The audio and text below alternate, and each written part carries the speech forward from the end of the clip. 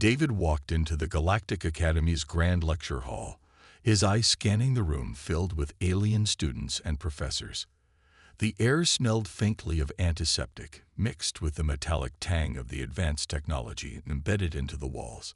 Holoscreens floated in midair, displaying complex equations and theories that had puzzled the greatest minds of the galaxy for centuries. Today was an important day. Today, the Academy was issuing its most difficult challenge, one that no species had ever solved. The hall buzzed with quiet excitement. The challenge was a tradition, a way to humble young minds and remind them that even the most intelligent beings had limits. The problem itself was ancient, created by the most brilliant scholars of the Galactic Council. It was designed to be impossible, unsolvable by any known method. Every year, students tried, and every year, they failed. A tall insectoid professor named Silvar floated onto the stage, his translucent wings shimmering under the artificial lights. He raised one of his thin appendages, signaling for silence. The murmurs stopped instantly. Today, Silvar announced in a clicking voice, "You will face the greatest test of intellect in the galaxy. A challenge that has broken the minds of even the most advanced species. Solve this, and you will change history." A murmur of anticipation ran through the crowd. Holoscreens shifted, displaying a dense block of equations, symbols, and ancient calculations that looked like a chaotic storm of numbers and letters. David leaned forward, studying the problem with mild curiosity. He wasn't intimidated like the others. Back on Earth, he had grown up solving puzzles and riddles that most people found frustrating. Humans had a way of looking at things differently, a way of breaking down problems into their simplest forms. A reptilian student beside him scoffed. "This is a joke. No one can solve this. Not even our best scientists." David smirked. "Guess we'll see." The challenge officially began. Students hesitated, staring at the equations, unsure where to start. Some tapped their screens, running simulations to test theories. Others whispered among themselves, hoping to collaborate. But David simply took out his old-fashioned notebook and pen, something that many aliens found primitive, and began writing. He started by simplifying the problem, breaking it into smaller parts. He recognized familiar patterns, things that reminded him of physics back home. He didn't get distracted by the overwhelming complexity. He focused on the basics. Minutes passed, then hours. The room was silent, except for the occasional frustrated sighs and murmurs of alien students giving up. Professors walked around, observing, shaking their heads. Some students started leaving, admitting defeat. But David kept writing. His hand moved quickly, filling pages with calculations and notes. Every so often, he scratched something out and tried a different approach. Unlike the others, he wasn't frustrated. He was enjoying it. Professor Silvar hovered nearby, watching the human with growing unease. It wasn't just that David was working hard. He looked confident, as if he actually believed there was a solution. That was impossible. Other professors began gathering around, whispering in their own languages. The human was doing something no one had ever done before. He was making real progress. By the end of the day, the lecture hall was nearly empty. Only a few students remained, still struggling with the problem. David stretched his arms, cracked his knuckles, and wrote down the final solution. He double-checked his work, then stood up and walked toward the front of the hall.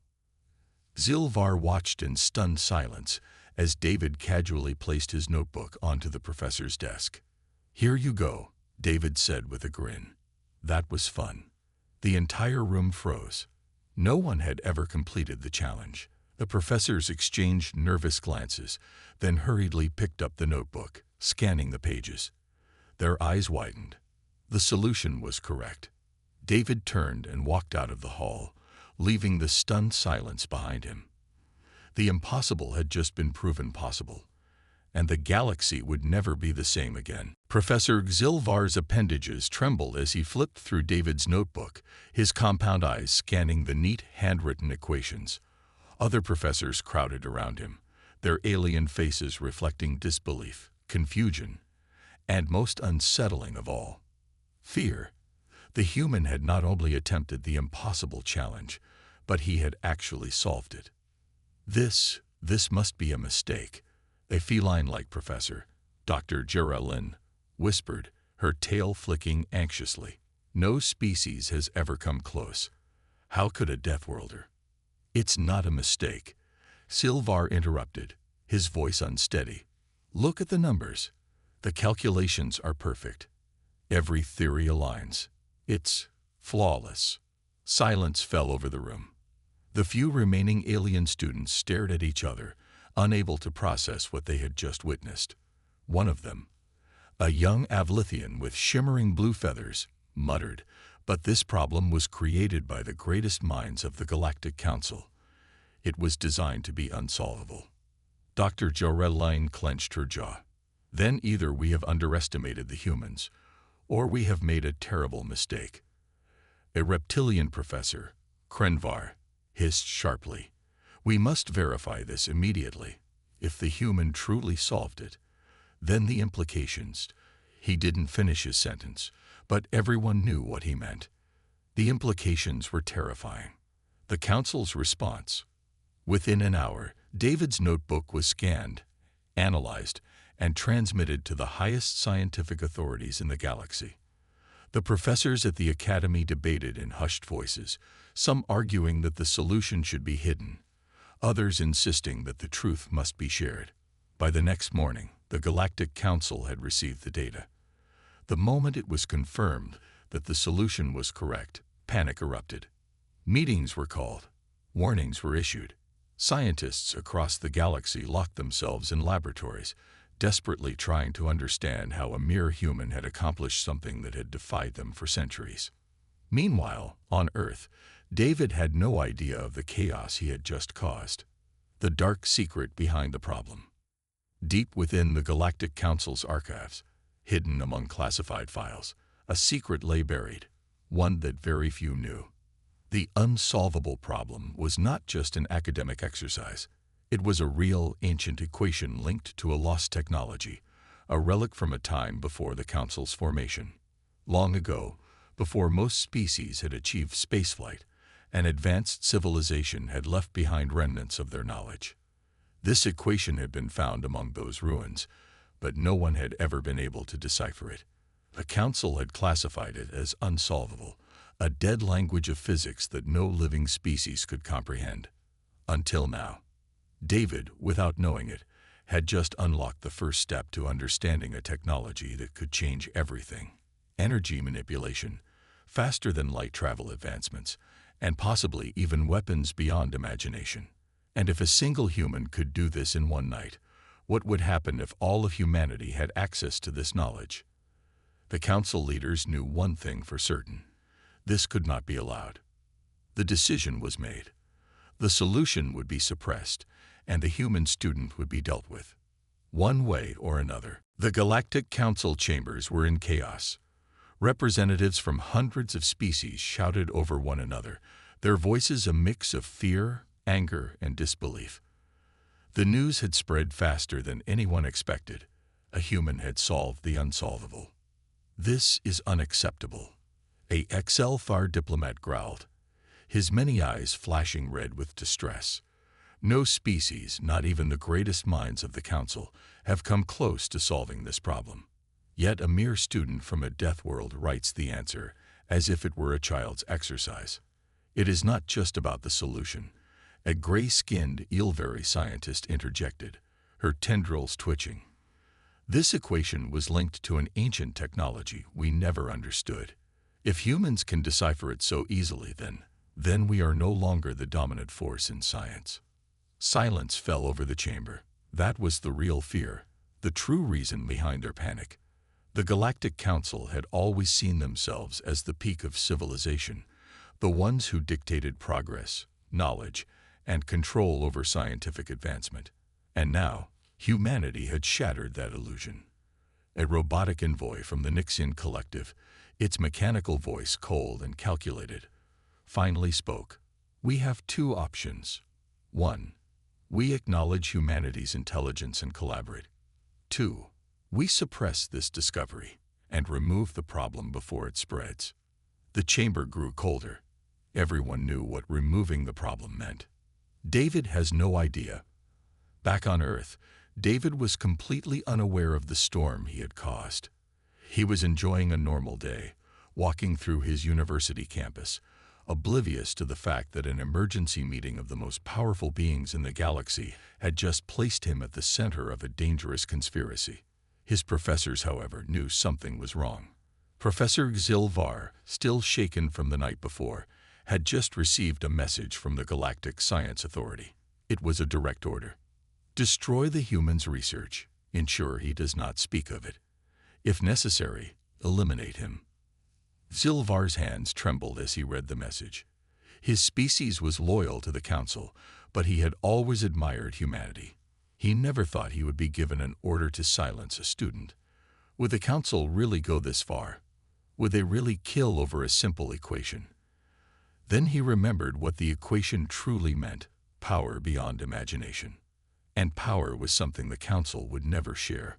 The plan to erase the evidence. A small group of officials met in secret. They could not let humanity gain access to the truth. If the humans understood what they had just unlocked, they would become unstoppable. The human must be removed, one official whispered, quietly. No one must know. Ilveri nodded. We'll frame it as an accident. Humans die often, don't they? Another alien, a tall, shadowed figure, simply said, do it quickly. Unbeknownst to them, Professor Xilvar had already made his decision. He could not let them do this.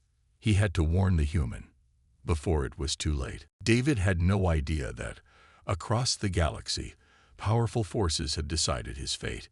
He was just another university student on Earth, walking back to his dorm with a coffee in hand, thinking about his next assignment. He had no clue that, to the Galactic Council, he was now the most dangerous human alive. But Professor Xilvar knew, and he knew time was running out. Inside his office, Xilvar's hands trembled as he sent a secret message through an encrypted human network. He could only hope David would read it in time. The professor had taught on Earth for years, and he had come to respect humanity's curiosity and resilience. He would not let them be silenced just because they were smarter than the Council wanted them to be. Outside, the assassins had arrived. A deadly order. A sleek, black transport ship hovered just beyond Earth's atmosphere, hidden from human sensors. Inside, a team of operatives received their final orders. Target: David Carter, the leader, a cold-eyed Krivak. Read the file. Human male. No combat training. No known defenses. Objective: eliminate quietly. The squad nodded. Humans were physically strong, yes, but this was just a student. A simple removal mission. No complications. They deployed, descending toward Earth like silent shadows. The warning comes too late. David entered his dorm, tossing his bag onto the bed. His computer beeped with a new message. Professor Xilvar, you are in danger.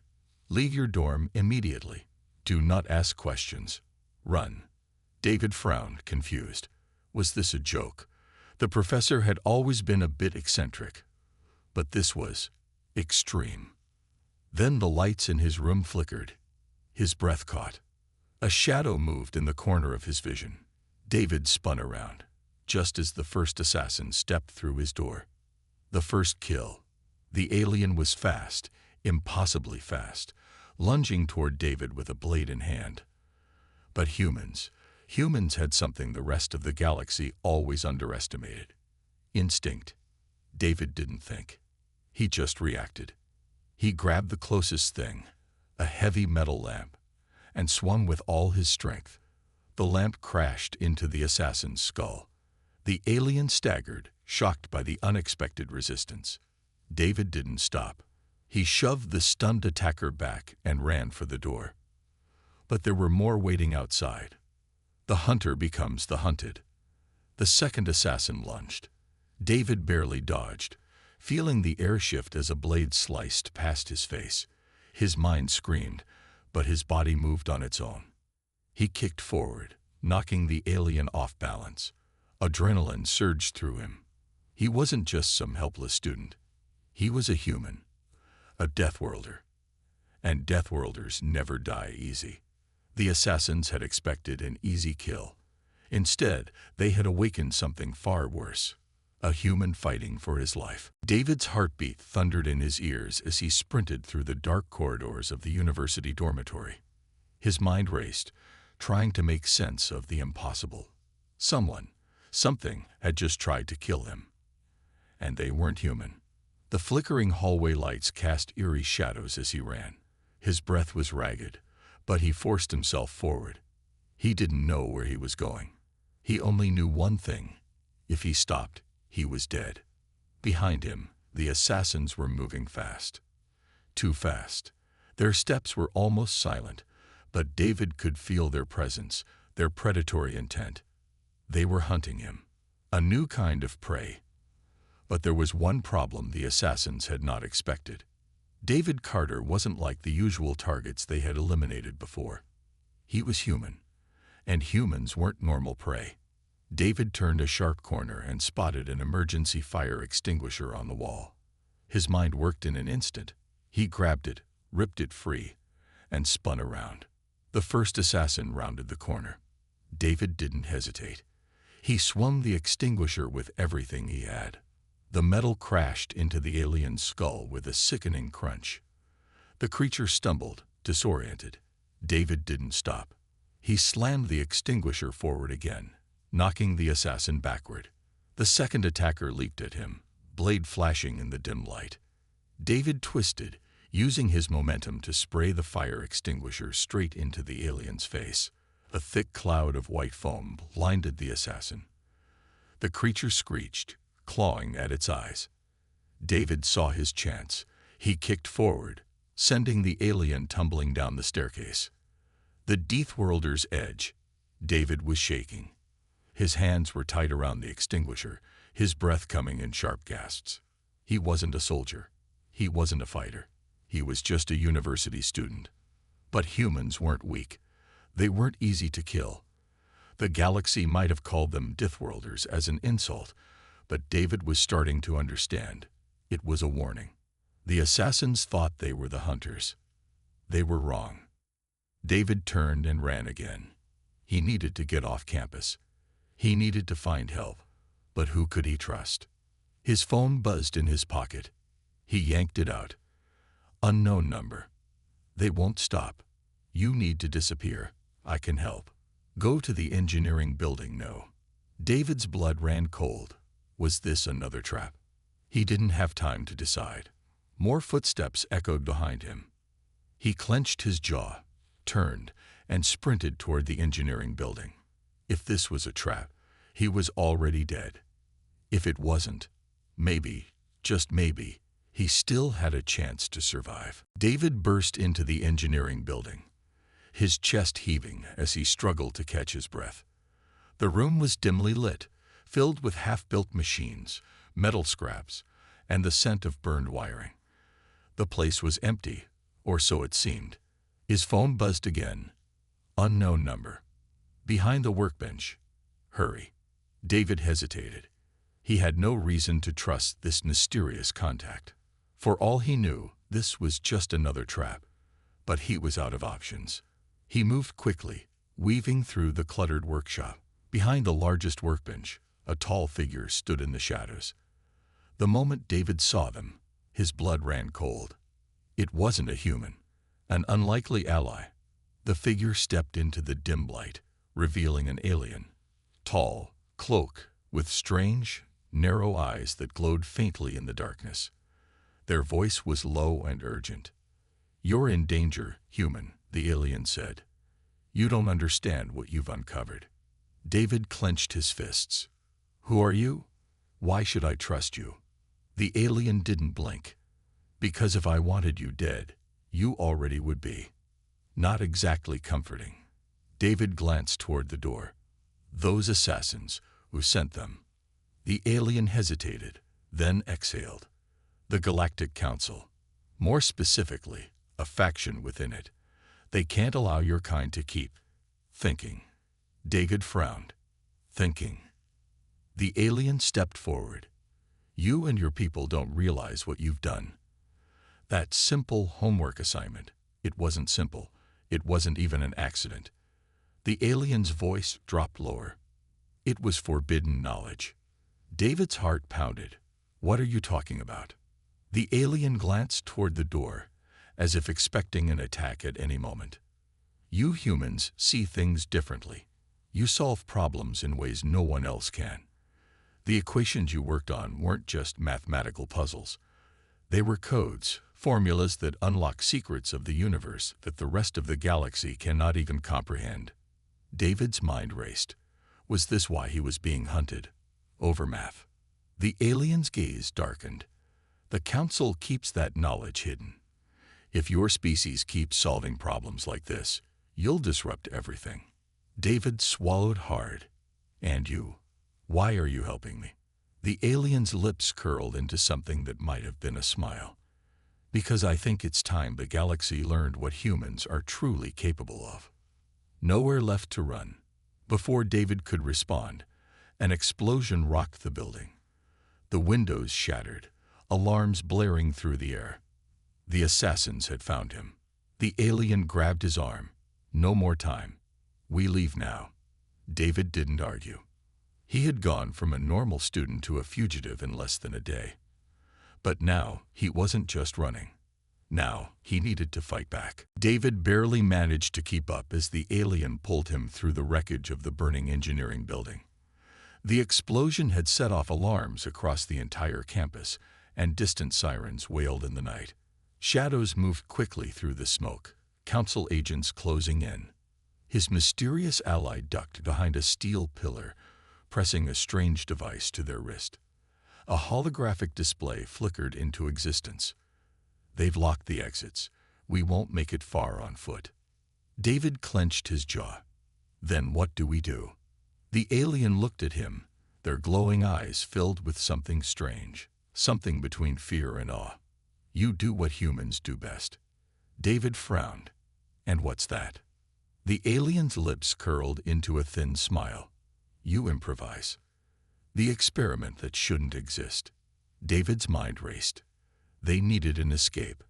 Fast. His eyes darted around the room, scanning for anything that could help. That's when he saw it, a half-assembled experimental hovercraft sitting in the workshop. He pointed. That thing. Does it work? The alien followed his gaze, and their eyes widened. It shouldn't. David didn't hesitate. He ran toward the craft, vaulting over workbenches and pushing aside unfinished blueprints. It was sleek, small, built for high-speed movement. He hopped into the pilot's seat, hands flying over the controls. The alien hesitated. This design, it's impossible. The calculations needed to make this work, they're beyond what your species should be capable of. David smirked. Then it's a good thing I finished my homework. He pressed the ignition. The craft roared to life. The escape. The first wave of Council enforcers burst through the burning entrance, weapons raised. The alien leaped into the seat beside him. Go. Now. David slammed the throttle forward. The hovercraft shot off the ground, smashing through a glass window and out into the night sky. The city lights blurred beneath them as alarms blared across the skyline. David glanced at his companion. You still haven't told me your name. The alien hesitated before answering. Call me Kale. David nodded, eyes locked on the horizon. All right, Kale. Tell me what the Council is so afraid of. Kale exhaled slowly. That if humanity keeps thinking the way it does, you'll surpass them. You'll change everything. David gripped the controls tighter. Maybe it was time the galaxy did change. The hovercraft tore through the sky, weaving between towering spires of alien architecture. Behind them, Council drones zipped through the air, their sirens screaming. Energy blasts sizzled past, but David kept his hands steady on the controls, twisting through the city like he'd been flying for years. Kale clutched the side of the craft. If we don't lose them soon, we won't make it out of the city. David's mind raced. He had no weapons, no backup, and no way to outrun them forever. But then he remembered something. The experimental anti-gravity core built into this craft. It wasn't supposed to work. The Council had declared it impossible. But David had finished the equations. It should work. He smirked. Then let's do something they don't expect. Breaking the laws of physics. With a flick of a switch, David activated the experimental core. The hovercraft stopped falling. It hung in midair, motionless. Then, without warning, it shot straight up, faster than anything the Council had ever seen. The drones scrambled to follow, but their systems weren't designed for this kind of movement. One by one, they spun out of control, slamming into buildings or tumbling into the abyss below. Cal's jaw dropped. That shouldn't be possible. David grinned. Yeah, well, that's what they said about my homework. The truth revealed.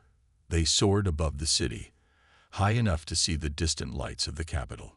Cal turned to David, his expression serious. The Council fears you because they built this galaxy on control. They tell everyone what is and isn't possible. They decide who advances and who stays behind. He gestured to the craft. And you just broke every rule they had. David exhaled. It all made sense now. The Council wasn't just suppressing humanity. They were suppressing progress. And now, the secret was out. A new future. David locked eyes with Cal. So what happens now? Cal smiled. A real, genuine smile. Now the galaxy learns the truth. The hovercraft rocketed toward the stars, leaving the old world behind. The Council had spent centuries keeping humanity in the dark. But that era was over, because humans had done their homework, and the galaxy would never be the same again.